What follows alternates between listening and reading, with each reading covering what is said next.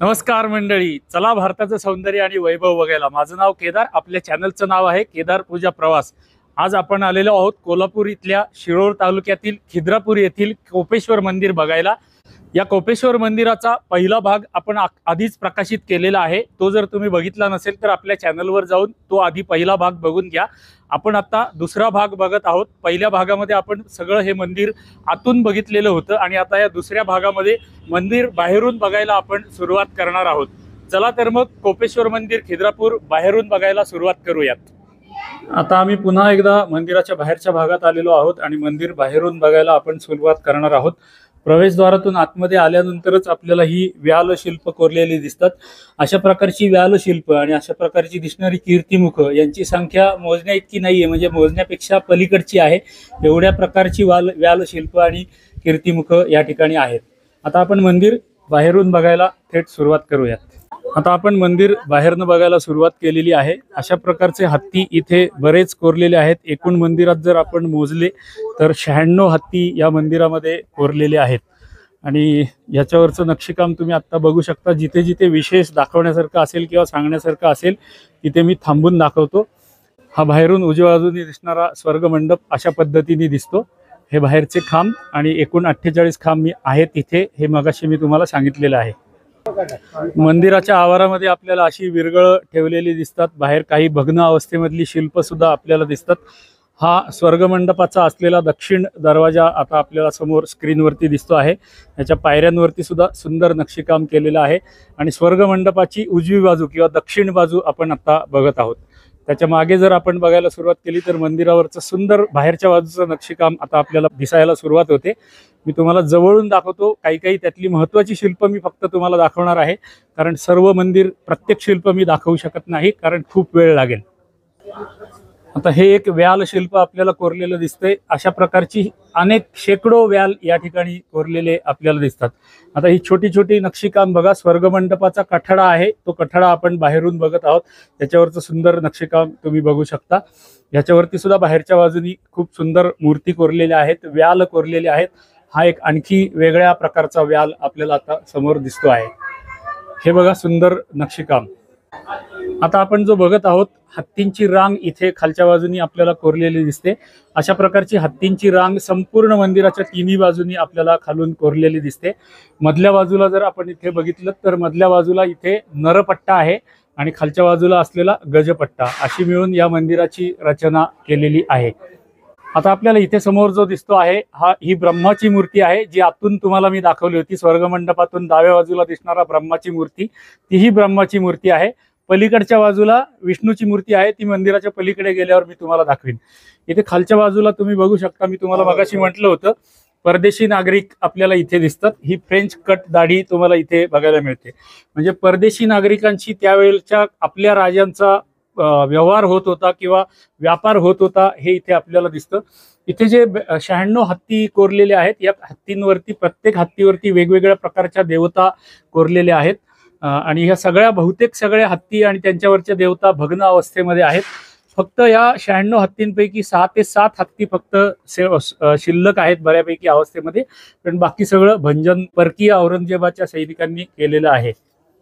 आता हे हत्ती आहे, भंजन केलेलं आहे अर्थात, त्याच्यावरती असलेली देवता आणि त्याच्या वरच्या बाजूला तुम्ही आतल्या बाजूनी बघा किती सुंदर झुमरं कोरलेली आपल्याला दिसतात। ही झुमरांचं नक्षीकाम सगळ्या बाजूनी आतल्या बाजूनी कोरलेलं आपल्याला सगळीकडे दिसतं। हे सगळं समान नक्षीकाम केलेलं आहे आणि ह्या मंदिराचं पूर्ण जी रचना आहे किंवा पूर्ण जे बांधकाम आहे सॉकेट पद्धतीने केलेलं आहे। एकात एक दगड ओवून केलेलं बांधकाम आहे। हे कसं केलंय, ते सॉकेट पद्धत कशी आहे ते पुढे गेल्यावर मी तुम्हाला दाखवतो। 4 पावलं पुढे येऊन मी आता पुढचा अँगल तुम्हाला दाखवतोय। हा खालती असलेला गजपट्टा, त्याच्यावरती असलेला नरपट्टा किंवा देवपट्टा, विविध प्रकारचे देव देवता, यक्ष यक्षिणी किंवा सूरसुंदरी या सगळ्या मूर्ती आपल्याला या पट्ट्यामध्ये कोरलेल्या दिसतात आणि त्याच्यावरती असलेलं सुंदर नक्षीकाम। आता मी अजून थोडा पुढे जाऊन त्या बाजूचा व्ह्यू तुम्हाला दाखवतो। आता स्वर्ग मंडपाच्या दक्षिण बाजूची मागची बाजू तुम्हाला व्ह्यू दिसतो आहे। हे मंदिर मुख्य मंदिराचा सभामंडप हा आहे आणि आता सभामंडप आपण दक्षिणेची बाजूनी सभामंडप बघूयात। सभामंडपाचा दक्षिण बाजूनी असलेला व्ह्यू तुम्हाला दिसतो आहे। याही ठिकाणी खाली गजपट्टा वरती देवपट्टा किंवा नरपट्टा आणि त्याच्यावरती असलेलं सुंदर नक्षीकाम आपल्याला हे तिन्ही बाजूनी बघायला मिळणार आहे। मी तुम्हाला फक्त व्ह्यू दाखवतो, तुम्ही शांतपणे बघा। मंदिराच्या आवारामध्ये ह्या ठिकाणी सगळी घरं होती पूर्वीच्या कालावधीमध्ये। पुरातत्व खात्याने जेव्हा हे मंदिर ताब्यामध्ये घेतलं त्यावेळेला ह्या ठिकाणच्या सर्व घरांना स्थलांतरित करण्यात आलेले आहे। आता आपल्याला जे स्क्रीनवर दिसतंय ही छोटी छोटी छिद्र आपल्याला दिसत आहेत, चौकोनी छिद्र आहेत। ही छिद्र असं दर्शवतात की ह्या ठिकाणी दक्षिण दरवाजा जो आहे हा दक्षिण दरवाजा आहे सभा मंडपाचा। ह्या ठिकाणी सुद्धा अजून बाहेर एक मंडप उभा करायचा होता, पण ते मंडप उभारण्याचं काम अर्धवट राहिलेलं आहे। जसं इथे हे आपल्याला अर्धवट राहिलेलं काम दिसतं तसंच पलीकडच्या उत्तर बाजूच्या दरवाजाला सुद्धा दिसतं, ते मी पलीकडे गेल्यावर तुम्हाला दाखवेन। पण त्यावेळच्या मंदिराचं कन्स्ट्रक्शन बघण्यासाठी ही छिद्र बघितल्यानंतर आपल्याला लक्षात येतं की मंदिराची रचना कशी असायची। हे छिद्र लक्षात ठेवा। मी तुम्हाला पुढे गेल्यानंतर आणखी एक या छिद्रामध्ये काय बसतं ते मी आता तुम्हाला पुढे दाखवणार आहे। थोड्या वेळापूर्वी आपण मंदिराच्या आतमध्ये विजयाची मूर्ती बघितली होती, जय विजयपैकी विजयची मूर्ती बघितली होती। इथे मंदिराच्या बाहेर हा जय अर्धवट अवस्थेमध्ये भंजन केलेल्या अवस्थेमध्ये आहे। आता तुम्हाला मगाशी आपण जे छिद्र बघितलं होतं त्या छिद्राचं कनेक्शन इथे दाखवतो की छिद्र कशासाठी केलेलं असावं। आता तुम्ही ह्या मंदिराच्या जयच्या पायाखालून बघू शकता, खाली आपल्याला इथे मध्यभागी एक आकार केलेला दिसतो। हा आकार त्या छोट्या छिद्रामध्ये ओवला जायचा किंवा घुसवला जायचा आणि अशा पद्धतीने एकात एक घुसवून किंवा एकात एक दगड अडकवून हे पूर्ण मंदिराचं बांधकाम केलेलं आहे। जय विजयपैकी आपण आत्ता जो बघितला तो जयच्या पायाचा भाग होता। आत्ता आपल्याला जो स्क्रीनवर दिसतो आहे त्याच्या धडाचा भाग आहे। त्याचं मुख पूर्णपणे औरंगजेबच्या सैनिकांनी भंजन केलेलं आहे। इथे जर वरच्या बाजूला आपण बघितलं तर वरती अर्धवट झालेलं राहिलेलं काम आपल्याला दिसतं। याच्यावरून लक्षात येतं की या मंदिराचं बांधकाम पूर्ण होऊ शकलं नाही, म्हणजे 3 राजांनी या मंदिराचा बांधण्याचा किंवा जीर्णोद्धाराचा पूर्ण प्रयत्न केला, पण तरी सुद्धा पूर्ण मंदिर बांधून झालं नव्हतं। हे आता आपल्याला वरच्या बाजूला जे दगडी बांधकाम झालेलं दिसतंय हे अगदी हल्ली शाहू महाराजांच्या कालावधीमध्ये झालेलं अशा प्रकारचं दगडाचं जेवढं काम या मंदिरामध्ये दिसतं ते शाहू महाराजांच्या कालावधीमध्ये झालेलं आहे। त्याच्या खालचं जे संपूर्ण नक्षीकाम असलेलं काम आहे हे सगळं 6व्या 7व्या ते 12व्या शतकातलं आहे। आता आपण जे बघत आहोत हे सभामंडपाचं दक्षिण द्वार बघत आहोत। दक्षिण द्वाराचा व्ह्यू आपल्याला समोरनं दिसतो आहे। दक्षिण द्वाराच्या वरती असलेलं हे सुंदर नक्षीकाम आहे। दक्षिण द्वारामध्ये खाली जर आपण बघितलं तर खाली आपल्याला द्वारपाल दिसतात। 10 द्वारपाल दोन्ही बाजूला मिळून आहेत। या 10 द्वारपालांपैकी 7 स्त्री द्वारपाल आहेत आणि 3 पुरुष द्वारपाल या ठिकाणी आहेत। चालुक्यांच्या देवता सप्तमातृका होत्या, त्या सप्तमातृकांचं प्रतीक म्हणून इथे 7 स्त्री द्वारपाल आहेत आणि 3 देवतांची प्रतीक ब्रह्मा विष्णू महेश म्हणून 3 पुरुष द्वारपाल या ठिकाणी दक्षिण द्वाराला आपल्याला असलेले दिसतात। या द्वारपालांच्या खाली जर आपण बघितलं तर इथे विविध प्रकारची व्याल शिल्प आपल्याला कोरलेली दिसतात। ही व्याल शिल्प मंदिराच्या सर्व बाजूंनी आहेत। आता ह्या मंदिराची आणखी एक विशेषता मी तुम्हाला सांगतोय। इथल्या ह्या 5च मूर्ती तुम्ही बघा आणि लक्षात घ्या, किंवा इतर मूर्ती ज्या आपण बघणार आहोत या मंदिरातल्या तुम्ही ह्या दृष्टीने सुद्धा बघत राहा। प्रत्येक मूर्तीचे जे दागिने आहेत त्या दागिन्याचा पॅटर्न प्रत्येक ठिकाणी प्रत्येक मूर्तीमध्ये वेगळा आहे। आता गळ्यातले हारच फक्त आपण बघूयात। या मूर्तीचा हार बघा, पुरुष आणि स्त्री या दोघांच्याही अंगावरती आपल्याला दागिने घातलेले दिसतात। हा गळ्यातला हाराचा पॅटर्न बघा, हा पॅटर्न वेगळा आहे। हा अजून एक तिसरा आहे, त्याच्यापेक्षा हा वेगळा आहे, तो वेगळा आहे। म्हणजे हे दिसायला हे 3 सारखे आहेत, पण त्यातलं बारीक नक्षीकाम तिघांचंही वेगळं आहे। खूप सारी व्हरायटी आपल्याला या नक्षीकामामध्ये बघायला मिळते। दागिन्यांमध्ये सुद्धा खूप सारी नक्षीकाम आजकालच्या पुन्हा गाडगीळकडे बघायला मिळणार नाही, त्याच्यापेक्षा शतपटीने अधिक नक्षीकाम किंवा दागिन्यांचा पॅटर्न आपल्याला या मंदिरामध्ये बघायला मिळतो।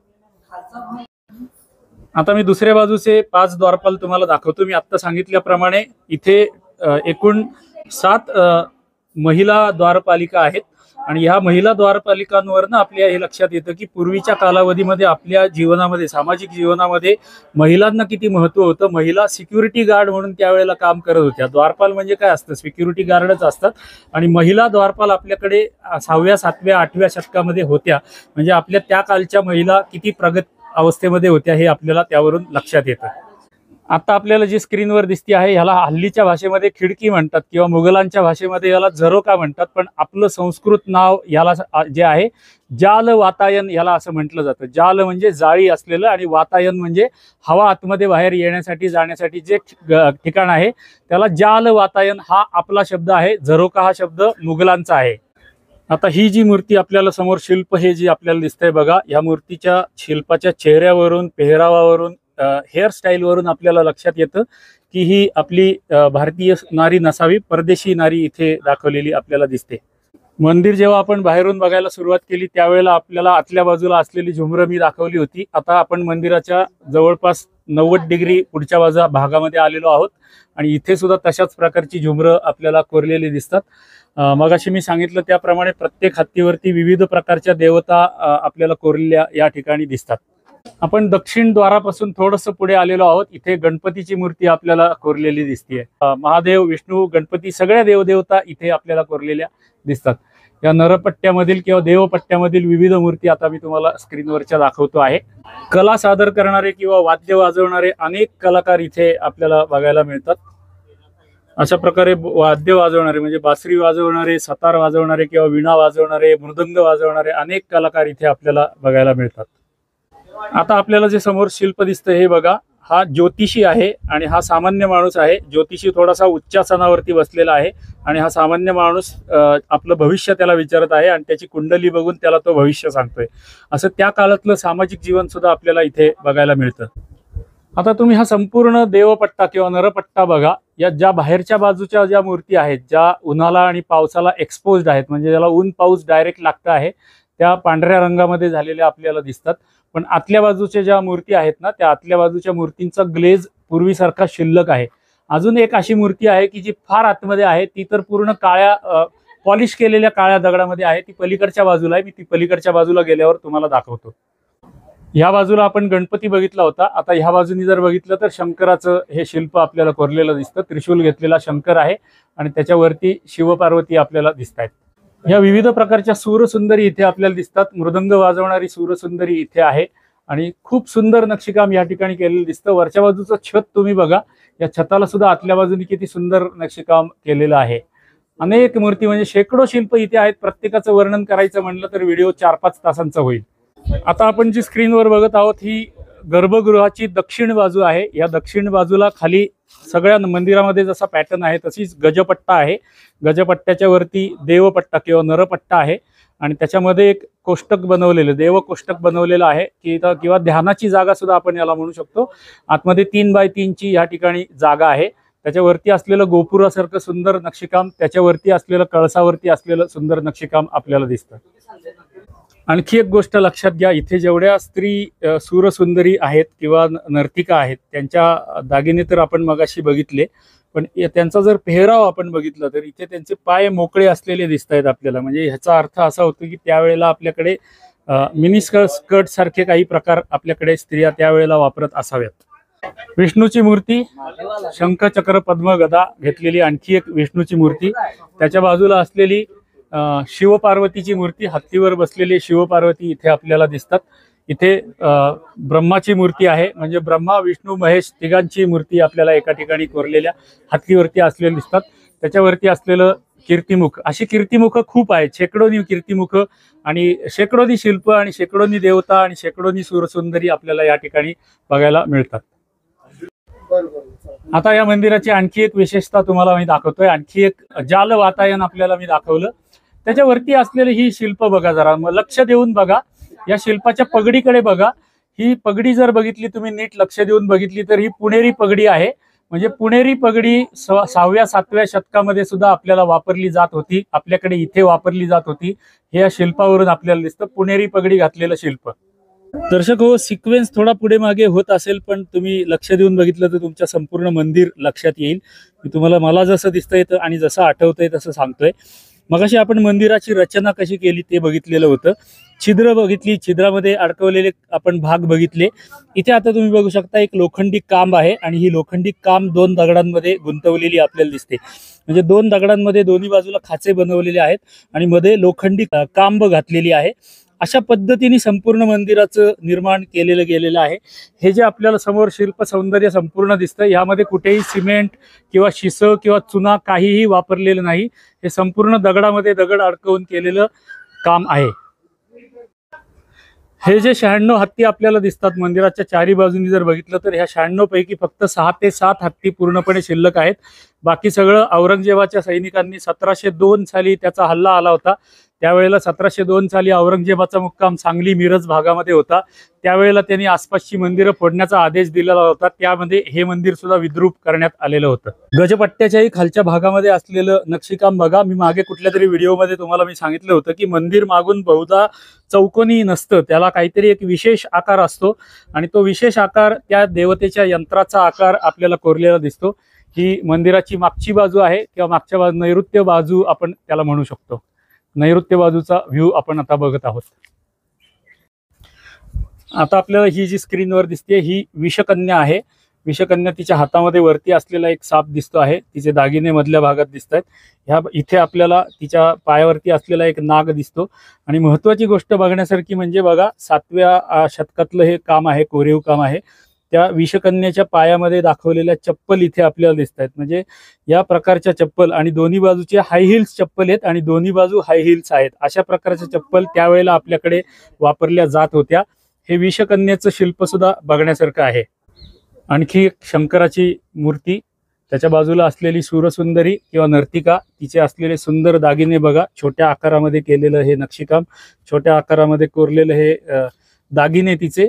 आणि आता हे सगळं बघताना मी कसं वर्णन करू, तिचे डोळे बघा, तिचं नाक बघा, तिचे ओठ बघा, किती सुंदर पद्धतीने कोरलेले तिचे ओठ आहेत।